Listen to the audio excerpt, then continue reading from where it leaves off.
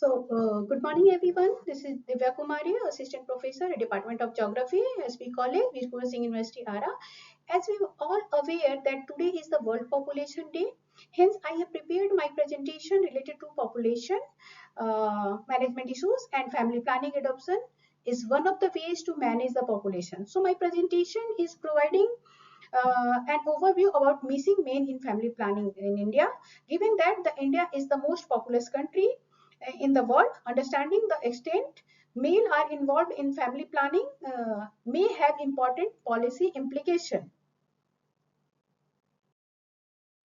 So let me begin with the explaining what does it mean when we say missing men in family planning.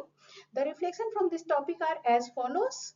The first is men have unfavorable attitudes on family planning. Means men think that contraceptive use is not important, or they think that use of family planning is services is none of their business, and this is even though among male knowledge of uh, contraceptive method is universal as available data source. My second point is that there is almost stagnation in use of male methods over past 25 to 30 years. We will see that use of male methods remain less than or equal to 10% over the time. The third reflection is that acceptance of vasectomy is declined consistently, and the currently prevalence is 0.3%, which is much lower than the goal of the recent National Health Policy 2017, which intends to increase male sterilization rate at least up to 30%. In next couple of slides, we will go through the recent evidence around these top line findings. Though the knowledge about contraception is universal among the men, the correct knowledge is quite low. For instance, only around 60% of male know that if a male condom is used correctly, it protects against pregnancy most of the time. Furthermore, only 59%, or you can say it's 60% of the men disagree with the statement that contraceptive use is women's business and men should not worry about it.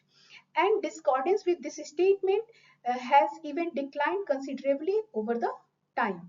This finding further indicates while most of the men disagree that women who use contraception may become promiscuous, but at the same time a considerable proportion of men do think so.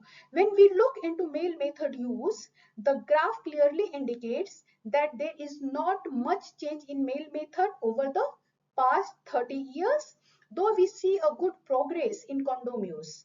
But the prevalence of male sterilization or permanent sterilization method, which is vasectomy, has gone down, and currently it is almost negligible.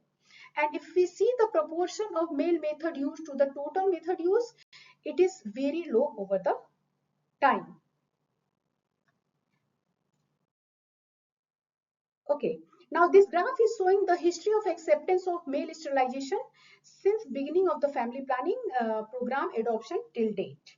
In the family planning program, vasectomy was included in 1952, and from 1956 to 1977, male sterilization was the most important contraceptive method, and this was possibly due to the introduction of incentives for vasectomy during the period.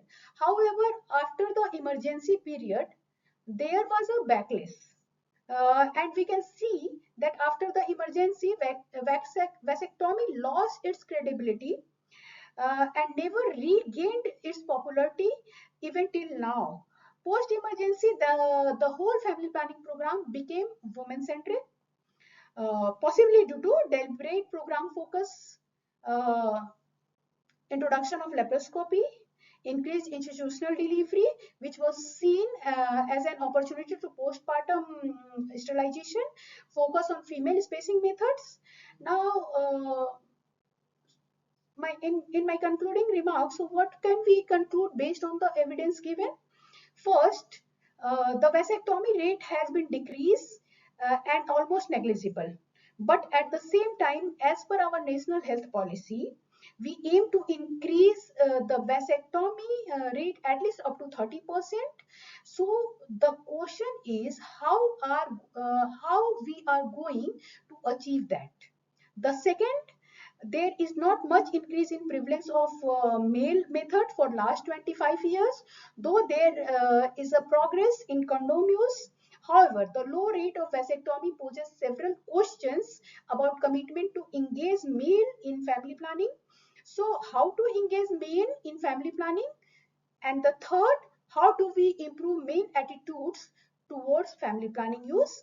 So, exploring the aforesaid question can be area of future research. Thank you everyone for your patience.